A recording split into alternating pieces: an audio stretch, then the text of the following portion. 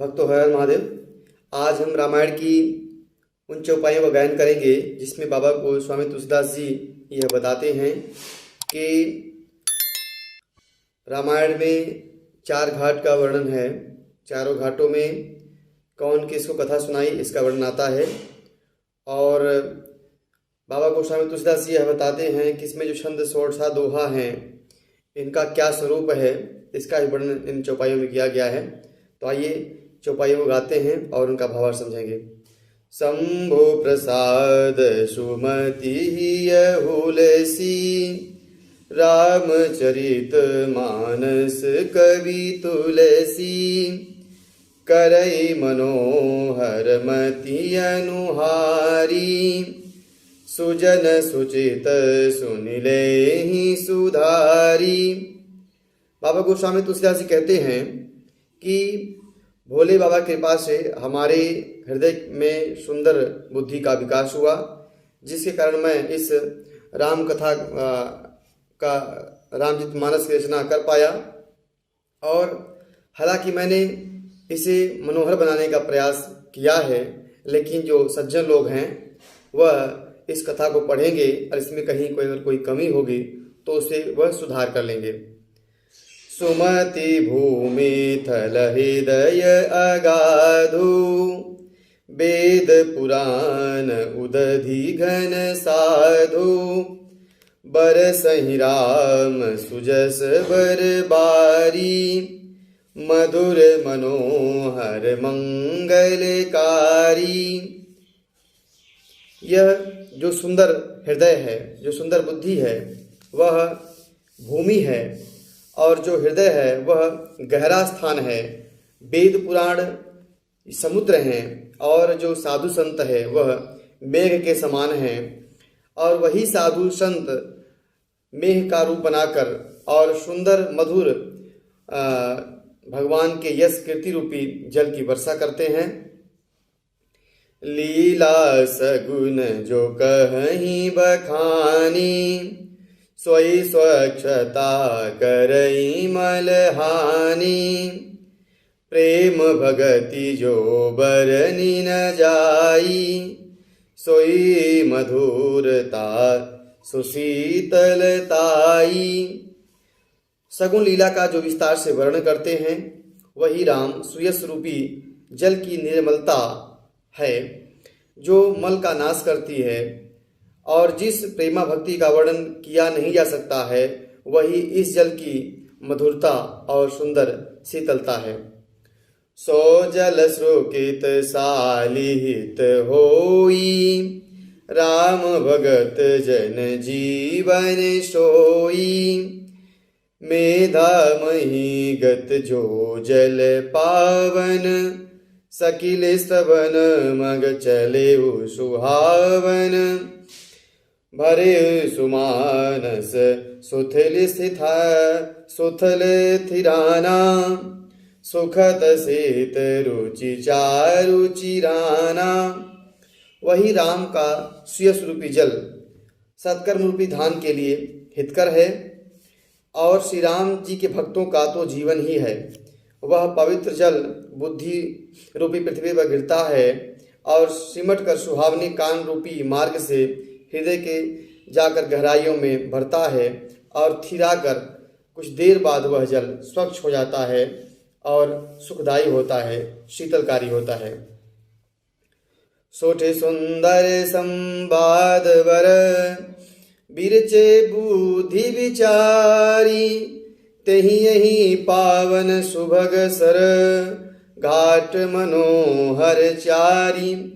बाबा गोस्वामी तुलसीदास जी कहते हैं कि इस कथा में बुद्धि से विचार कर जो 4 अत्यंत सुंदर और उत्तम संवाद हुए हैं वही इस पवित्र और सुंदर सरोवर के 4 मनोहर घाट हैं। तो 4 घाटों में कौन कौन श्रोता और कौन कौन वक्ता रहे हैं बाबा ने उसका वर्णन किया गया है। तो पहले घाट पर भुसुंडी जी और गरुड़ जी, भुसुंडी जी कथा सुनाते हैं और गरुड़ जी कथा सुनते हैं। भुसुंडी जी वक्ता हैं, गरुड़ जी श्रोता हैं। बाबा शिव और माता पार्वती, बाबा शिव कथा सुनाते हैं, माता पार्वती जी कथा सुनती हैं। याज्ञवल्क्य ऋषि जी कथा सुनाते हैं, भरद्वाज ऋषि कथा सुनते हैं, तुलसीदास जी कथा सुनाते हैं और संत लोग जो होते हैं काशी घाट पर वह इस कथा को सुनते हैं। इस तरह से इस रामायण को 4 घाटों पर गाया गया है।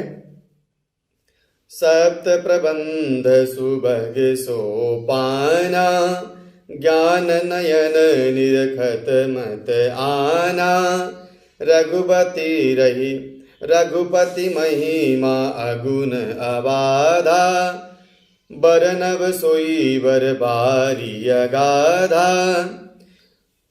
7 कांड की इस मानस सरोवर की सुंदर 7 सीढ़ियां हैं, जिनको 7 सीढ़ियों का मतलब 7 कांड से हैं। जो रामायण के 7 कांड हैं उनको बाबा गोस्वामी तुलसीदास जी 7 सीढ़ियों का नाम देते हैं, जिनको ज्ञान रूपी नेत्रों से देखते ही मन प्रसन्न हो जाता है।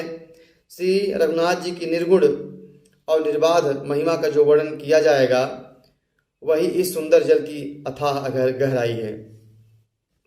राम सीय जल सलिस सुधासम, उपमा बीच बिलास मनोरम, पुरइन सघन चारु चौपाई, जुगित मंजो मनिमी शीप सुहाई। श्री रामचंद्र जी और सीता जी का यश अमृत के समान जल है। इसमें जो उपमाएं दी गई हैं वह तरंगों के समान मनोरम और विलास हैं। सुंदर चौपाइयाँ ही इसमें घनी फैली हुई पुरैन है। पुरैन मतलब कमल, जो सरोवर में कमल खिलते हैं उनको पुरैन भी बोलते हैं। बाबा ने पुरैन शब्द का इस्तेमाल किया है यहाँ। और कविता की युक्तियाँ सुंदर मणि उत्पन्न करने वाली सुहावनी मोती हैं। छंद सोरठा सुंदर दोहा, सोई बहुरंग कमल कुल सोहा, अर्थ अनूप सुभाव सुहा भाषा, सोई पराग मकरंद सुबाशा। जो सुंदर छंद सोरठे और दोहे हैं वही इसमें बहुरंग कमलों के समूह सुशोभित होते हैं। अनुपम ऊंचे भाव और सुंदर भाषा ही पराग मकरंद और सुगंध है। सुकित पुंज मंजुलयति माला, ज्ञान विराग विचार मराला, धुनि अवरेव कवित गुण जाति, मीन मनोहर ते बहु भांति। सत्कर्मों के पुंज सुंदर पंक्तियां हैं, ज्ञान वैराग्य और विचार हंस हैं। कविता की ध्वनि वक्तोक्ति और जाति ही अनेक प्रकार की मनोहर मछलियां हैं। अर्थ धर्म कामादिक चारी, गहन ज्ञान विज्ञान विचारी, नवरस जप तप जोग विरागा, ते सब जल चर चारु तड़ागा। अर्थ धर्म काम मोक्ष ये चारों ज्ञान विज्ञान का विचार के कहना, काव्यों के नवरस जप तप योग और वैराग्य प्रसंग, ये सब सरोवर के सुंदर जलचर और जीव हैं। सुकृत साधु नाम गुण गाना, ते विचित्र जल बिहग समाना, संत सभा चहु दिशि अवराई, श्रद्धा ऋतु बसंत समगाई। जो पुण्यात्मा हैं साधु और श्री राम नाम के गुणों का गान ही विचित्र जल पक्षियों के समान है।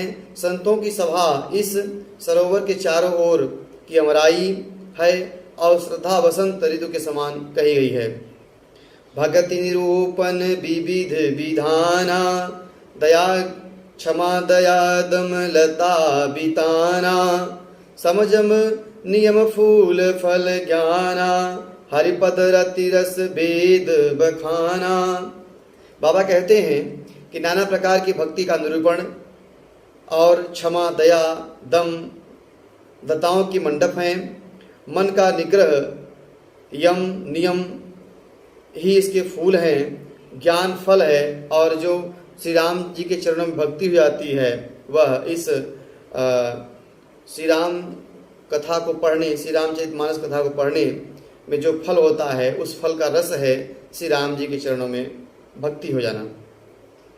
और कथा अनेक प्रसंगा, तै सुख पिक बहु बरन बिहंगा।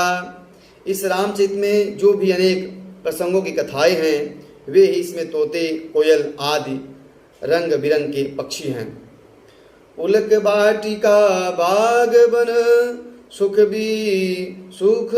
बिहंग बिहारू, माली सुमन स्नेह जल, सींचत लोचन चारु। कथा में जो रोमांच होता है वह वाटिका, बाग और वन है, और जो सुख होता है वही सुंदर पक्षियों का विहार है।